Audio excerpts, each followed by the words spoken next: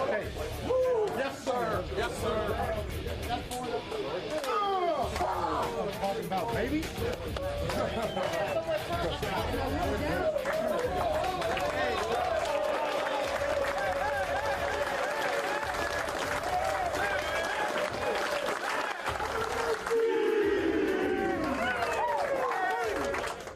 Happy times in Kansas City. Chiefs are presiding over the NFL, the only unbeaten team left at the quarter turn of the season. Hey, welcome to SI Now. I'm Maggie. That's Robin. It came down to the final minute, but Kansas City held off visiting Washington.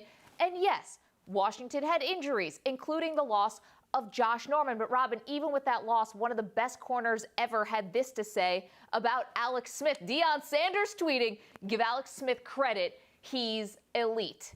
Robin, would Alex Smith get your vote for league MVP at this point? I'm not sure. He's in the running because I could easily also make a case for his teammate, Kareem Hunt, as far as league MVP goes. I do think the Chiefs are the best team in the league all around. I said this a couple weeks ago. You look at the teams that they've beaten. Their style of play, to me, is very pleasing. I like the way they use their parts, and that emphasizes, I think, why Alex Smith has had such a strong year. The number that stands out to me about him is he's completing 76% of his passes. That's nuts. That's like a good free throw percentage, and he's doing it on every single pass.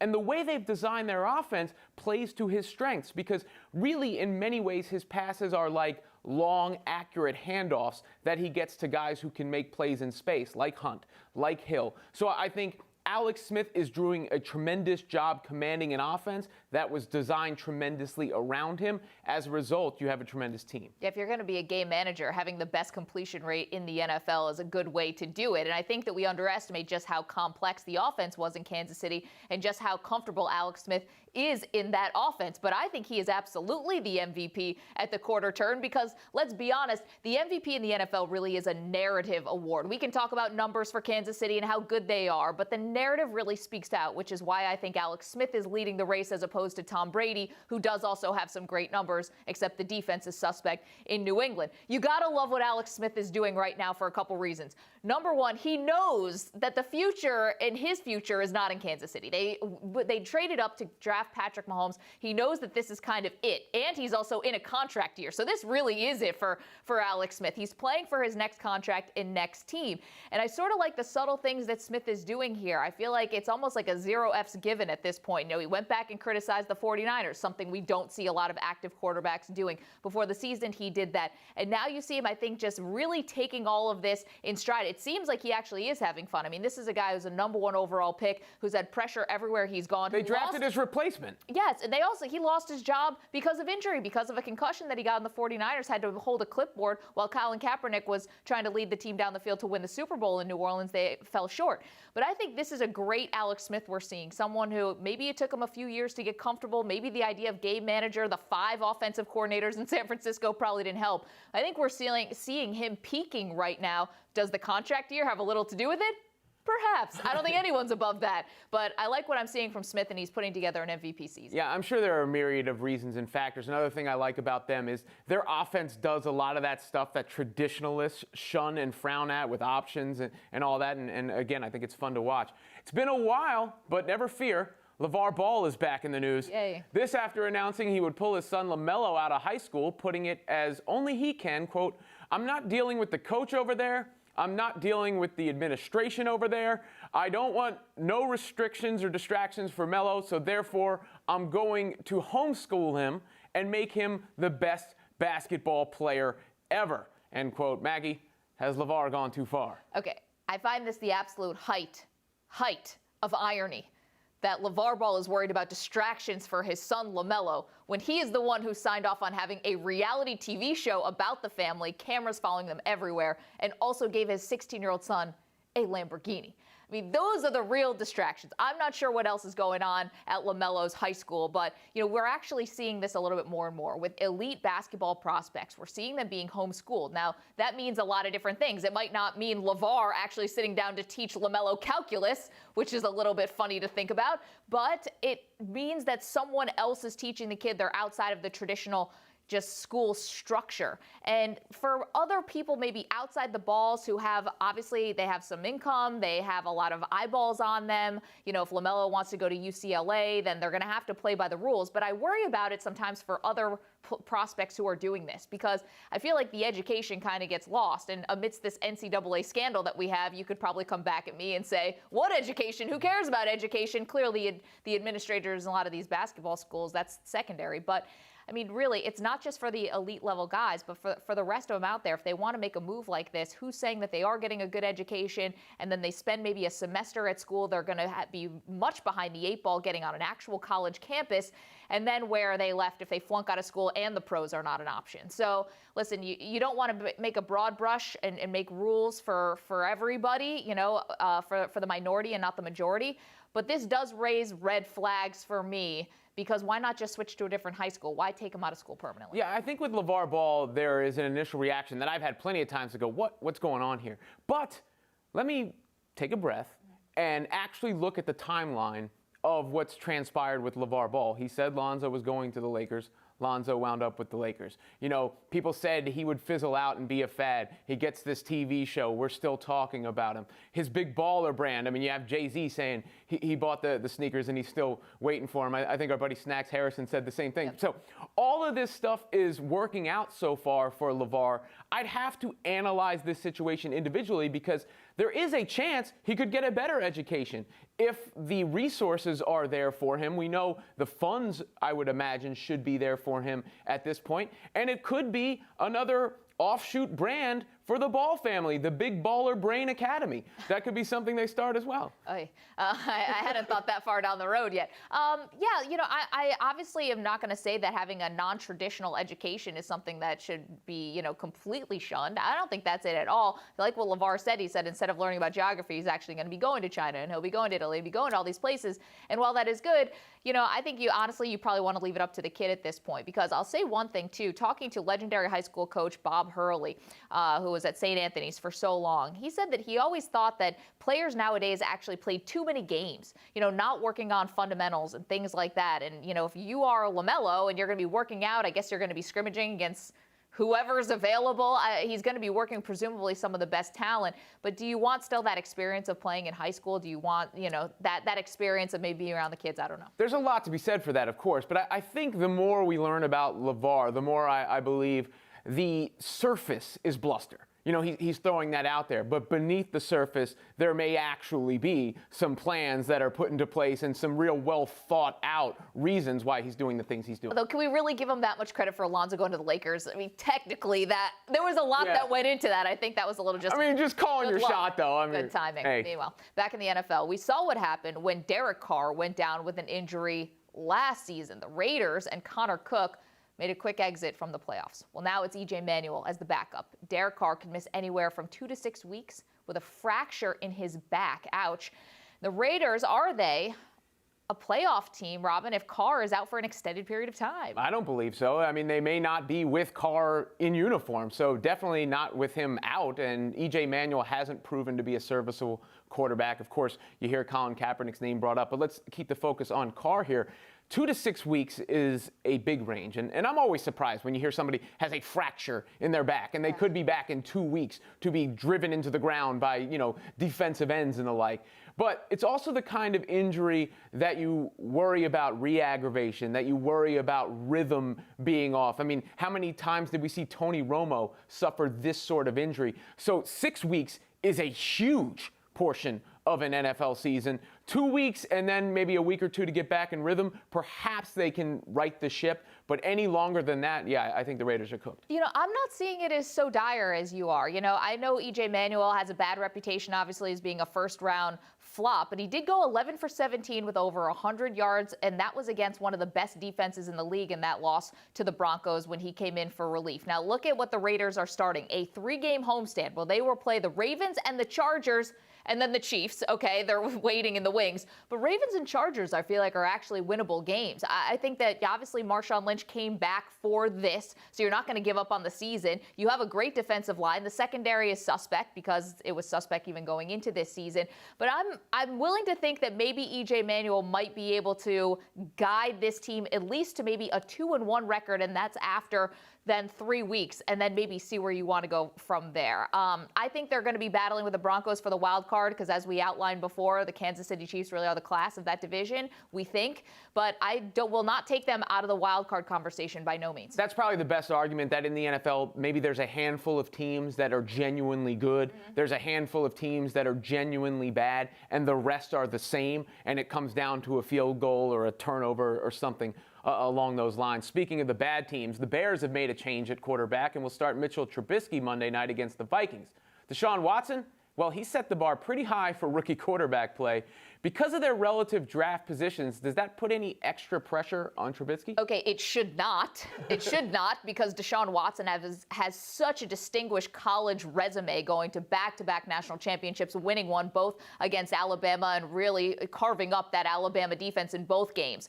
Mitchell Trubisky has 13 college starts. These are going back to the same things we were talking about when the Bears traded up to get him second overall in the first place.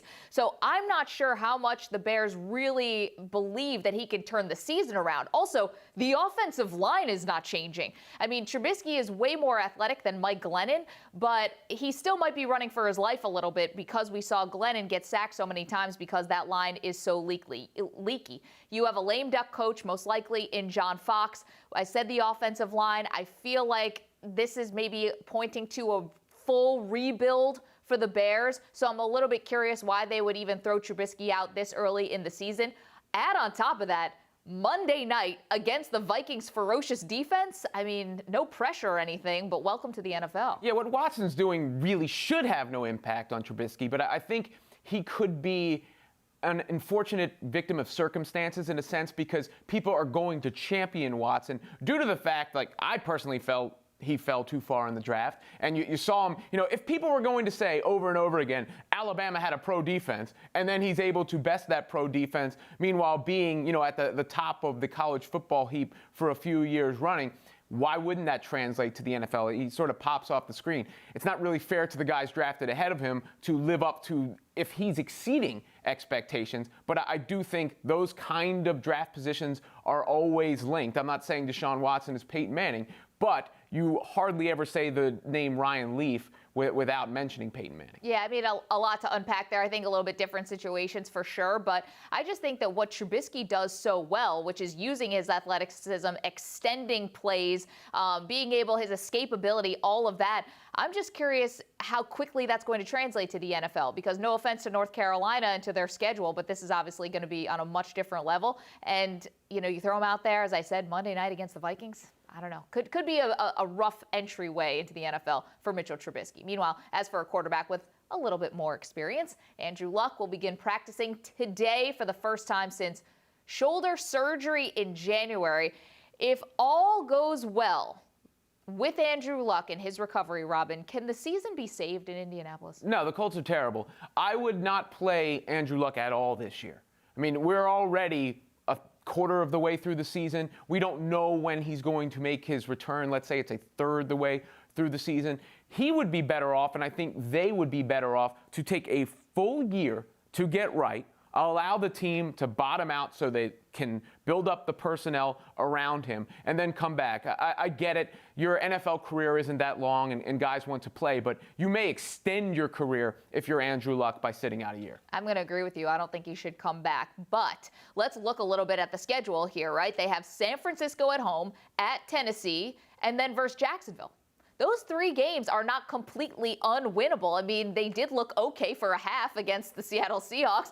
So what's that worth against a team like the San Francisco 49ers? Well, I guess the end game is if they can potentially get back into it. Obviously, it looks like the Texans are going to be winning that division, but maybe you feel like Andrew Luck comes back. They can start to get a little bit on the same page with some of the new pieces there, and then you have a little bit of a leg up going into next season. It's all about next season. I mean, they have a new general manager in Chris Ballard. He did not hire Chuck Pagano, the coach, so we're thinking maybe Pagano squarely on the hot seat and could be out at the end of the year. Now, while I agree with you, you don't want to risk catastrophic injury to Andrew Luck. He's the future of the franchise. If he does want to come back, I think you want to implore him, please, just wait until next season. But if somehow the team ends up going 2-1, Maybe I see a call for Luck to come back and they feel like they can salvage something out of what looks like, a wait till next year situation. For some LSU fans, it is about this season. A loss to Troy was enough for some of them to have started a GoFundMe with a goal of $12 million.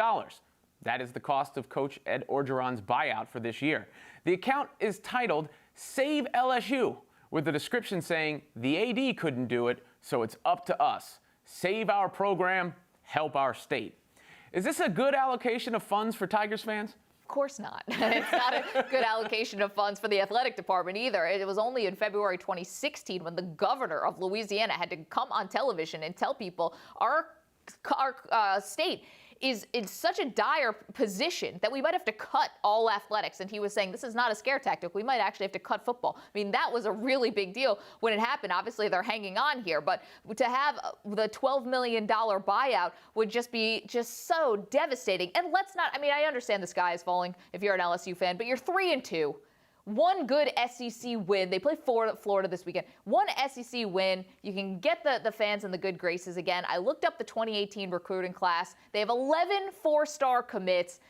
Give Ed Orgeron a chance, and, he can bring it back. Forgetting his situation, I can say with absolute certainty there is a better way to get that $12 million and a better cause for that $12 million. Let's start playing the lottery. Meanwhile, tonight, the Yankees and the Twins will face off in a winner-take-all wildcard game. There's nothing weird about that. What is weird is what's happening in Atlanta. The Braves general manager, John Coppolella, has resigned. Why, you might ask? He's being investigated by Major League Baseball.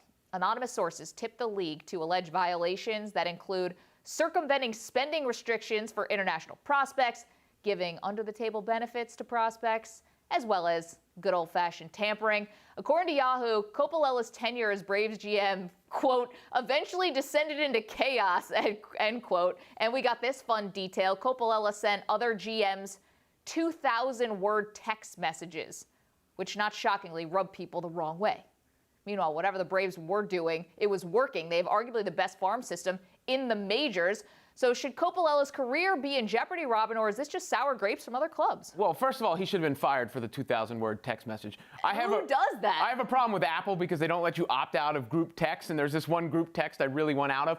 But taking this matter heard it here first. And treating it seriously, it seems like there is something here. I don't have the international rule book in front of me. A lot of it sounds like minutia when you read the story because there isn't one glaring detail. But what struck me was that John Hart, who's the president of operations and will take over as the GM in his absence, said when Major League Baseball started looking into it, initially they thought, all right, we'll just cooperate. There's probably not that much there. But after 72 hours, and he referenced 72 hours specifically, they found serious violations. So if the organization itself is also saying this was a problem, it was a problem. Well, this happened to the Red Sox where they got in a little bit of trouble a couple of years ago, and supposedly this is, quote unquote, significantly bigger than what the Red Sox had to deal with in terms of their tampering with international prospects, and they were banned from signing any international players for one full season. So if it's significantly bigger than that, then obviously it's a big bruise to the club. The big issue is this one particular prospect, Kevin Maitan, a 17-year-old shortstop who got a $4.25 million signing bonus last year. Now, the way this thing sort of works, they have these guys called buscones. They're trainers. So what they'll do is that they'll pay one prospect, the guy who they really want, the regular amount. Then they'll pay another prospect who's not as highly touted a lot more than they're actually worth, and then that extra money actually goes to the number one guy that they actually want. It's all set up through this buscone, which is a trainer. So I think it's kind of interesting. You do get a little into the minutia of how international scouting goes and how teams are built, but I can also see this being just complete sour grapes from other clubs. I mean, yeah, it's tampering, and I understand this, but to me it seems like this stuff happens all the time. I think this particular guy, Coppolella, he just did not rub people the right way, and when you have the anonymous sources throwing other guys under the bus, sometimes I feel like you have to take a look back and look with a skeptical eye. I may need a 2,000-word text message to explain exactly what he did. I'll get you after the show. Yeah, but if you're a Braves fan, you are happy with the farm system they have regardless. They don't lose it. Imagine, yeah, if they don't lose or aren't penalized for it. It's the time of week to scour your fantasy football waiver wire. Here's the fantasy exec Corey Parson to tell you who you should pick up.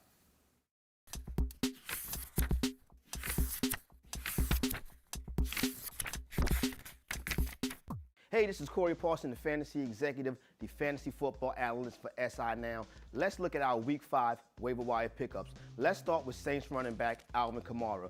The Saints rookie RB exploded in Week 4, catching 10 passes for 71 yards and a touchdown. Don't expect these numbers to be consistent, but with the bye weeks coming and running backs dropping every week, Kamara is worth an add in 10-team and 12-team PPR leagues. If you're in the point per reception league and need running back help, look at Arizona Cardinal running back Andre Ellington.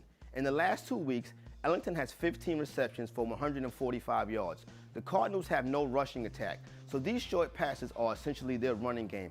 Ellington is an RB2/flex option in 12-team PPR leagues only. Need some more running back help? Green Bay Packers rookie running back Aaron Jones. Jones will be the only healthy back in the Packers offense in Week 5. He is worth the add if Ty Montgomery and Jamal Williams miss any time. But remember, the Packers will just likely throw the football. If you need wide receiver help in deeper leagues, look at Houston Texans wide receiver Will Fuller. Deshaun Watson is having a breakout season in Houston. Will Fuller will benefit from a passing attack that is humming right now. Fuller is an add for owners in 12-team leagues, not quite yet for you 10-team leaguers. You need tight end help, which we all do. How about Tyler Kroft for the Cincinnati Bengals? In the last 2 weeks, Andy Dalton has thrown 6 touchdown passes. 2 of them have gone to tight end Tyler Kroft. With Tyler Eifert injured again, Kroft can be a reliable red zone target. There go your waiver wire pickups from Week 5. I'm Corey Parson, the fantasy executive.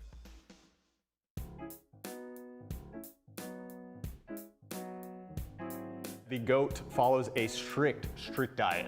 And we have with us the TB12 method, including some of his favorite recipes. Next up is the Brady Bowl. Brady Bowl is a collection of, healthy stuff that Tom loves to munch on, tied together by this lemongrass curry sauce. We got some Brazil nuts, Cashews. Curry powder. lime juice, rice wine vinegar. We need about 4 inches. Get out of the way here. All right, go for it. Like really smash it. I mean, don't break it. Hey! Yeah, smash! We're gonna take this smashed lemongrass, put it with a little bit of water, make a stock, and we're gonna do that over on the stove. We'll just pour that right in here and we'll blend it right up. Lemongrass juice. A lot of flavor in that. Oh yeah, it's chunky. All right, that looks great.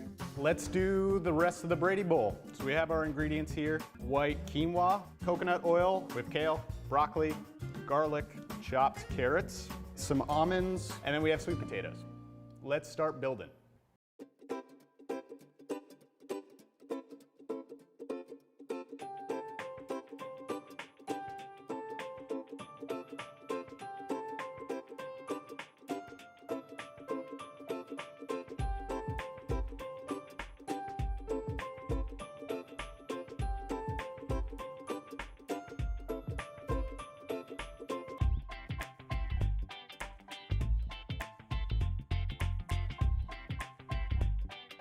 So we have one more garnish. Now you've heard of Salt Bay. Now meet Almond Bay.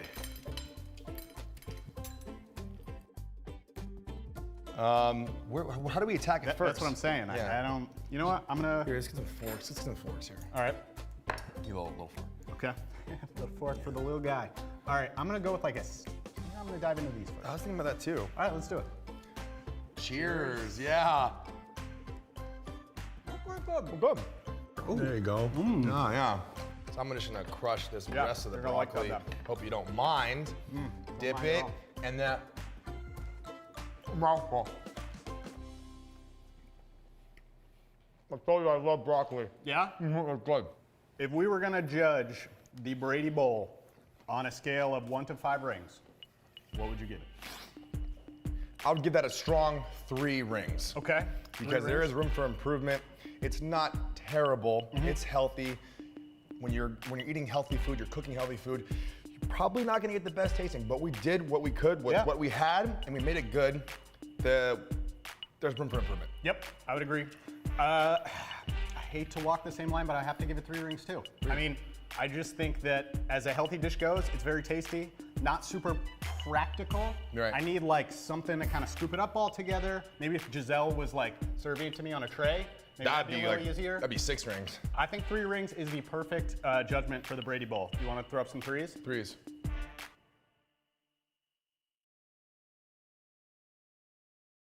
Well, right now, I'm pleased to be joined by an NBA Hall of Famer, author, and recipient of the Presidential Medal of Freedom, Kareem Abdul-Jabbar. And Kareem, you wrote this recently for The Hollywood Reporter. You said, "I've never been prouder to be a part of the athletic community than when you saw athletes coming together after President Trump's comments." How did you view it when owners were standing with players, especially the owners who had contributed to Trump's inauguration fund?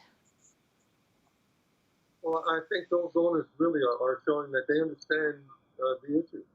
They understand why some of their players have a very emotional and righteous idea about how this is not a good situation, and that they want to demonstrate their feelings about it. They're not out trying to tear down our nation.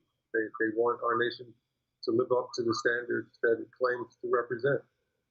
Adam Silver, the commissioner of the NBA, said this when asked about players potentially breaking the NBA's rule that requires the NBA players to stand for the anthem. He said, "It's been a rule as long as I've been involved with the league, and my expectation is that our players will continue to stand for the anthem." If you were still playing in the league, what do you think you would do on opening night? I might have something to say. I might want to write an article. There are a lot of different things I could do. I'm happy to see a lot of the teams showing solidarity, the ones that are locking arms. There are a lot of different ways to make your opinion known that don't have to offend anyone.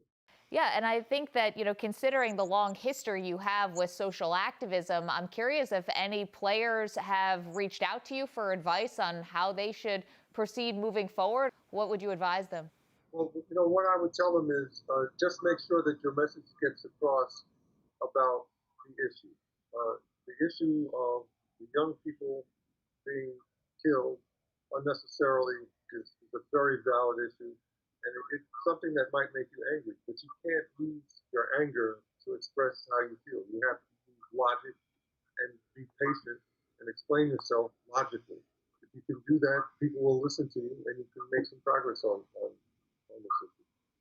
And any attempts that they have to interact with police agencies or political organizations that can have some impact on this situation, that this is another positive. We would love to talk about your book, Mycroft Holmes and the Apocalypse Handbook, actually a graphic novel, which I feel like is a little bit different for you. I know you wrote a novel about Mycroft. It was a bestseller. Can you tell us just sort of how this was a different process for you? Well, when you write a novel, you can make it as long or as short as you have to. And that enables you to tell the story in the way that you want to tell it. But if you do a graphic novel, it's limited. Some of them are extended, where you have maybe 44 boxes, or it all depends on the number of boxes that you have. But you have to tell the whole story in that number of boxes. So you have to really have it together as to how to tell the story in a way that can be confined to that format without having the story suffer, and that's the challenge. And I think so far my stories have worked in that format. Of course, you can find more information at KareemAbdulJabbar.com. Again, it's Mycroft Holmes and the Apocalypse Handbook. It is a graphic novel that is available now. The Hall of Famer, Kareem Abdul-Jabbar, thank you so much for your time. We appreciate it. It's my pleasure. Thanks for having me.